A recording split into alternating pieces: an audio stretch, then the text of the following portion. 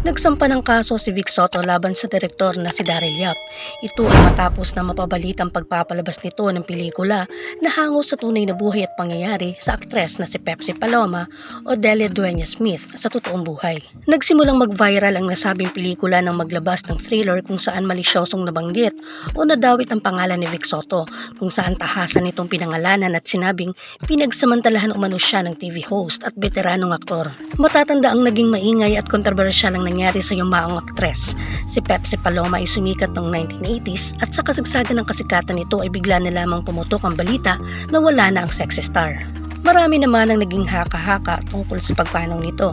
Ayon sa iba, ay kinitil umano nito ang sariling buhay dahil sa depresyon. Ngunit hindi lingid sa kaalaman ng nakararami ang tinuturong dahilan din ng pagpapatiwakal ni Pepsi ay sina Vic Soto, Joey De Leon at Richie De Horsey. Sa katunayan ay nailathala pa sa mga tabloids at internet source ang mga ilang detalye na pinagsamantalahan umano nila ang dalaga kung kaya't sinampahan umano sila ng kaso. Ngunit bigla-bigla na lamang ay binawi nito ang kasong isinampa. Ito ay matapos kausapin ni Tito Soto sina Pepsi Paloma at ang pamilya nito, na ayon sa iba ay may pananakot pa umanong nangyari kung kaya't napilitan ng pamilya na i-withdraw ang kaso.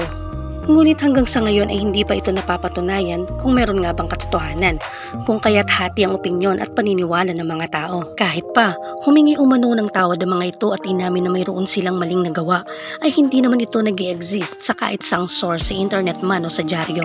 Magpasa hanggang ngayon ay nananatili pa ring haka-haka o questionable pa rin sa isip ng mga tao. Kaya naman muling umingay ang usapin tungkol dito nang i-anunsyo ni Direk Daryl Yap ang pagsasagawa ng pelikula tungkol sa kwentong hindi pa natutuldukan.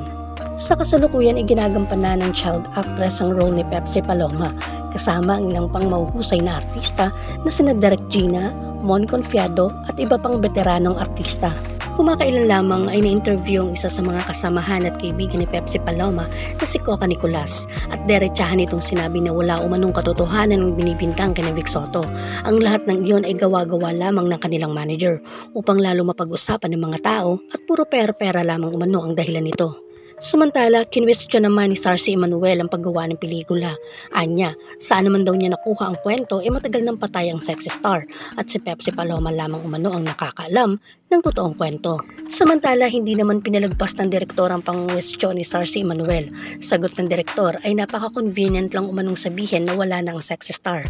Anya, maghintay na lamang daw sila sa paglabas ng pelikula. Mensahe pa nga ni Daryl Yap sa mga kasamahan dati ni Pepsi ay huwag silang mag-alala dahil hindi niya daw isinama sa kwento ang pagdadrugs ng mga ito noon.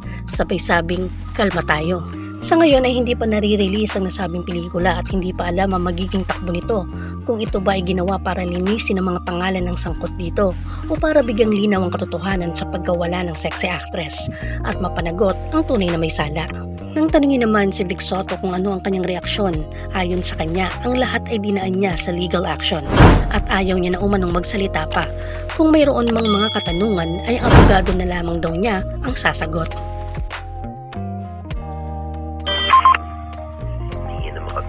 Tawad na rin sa gawa namin.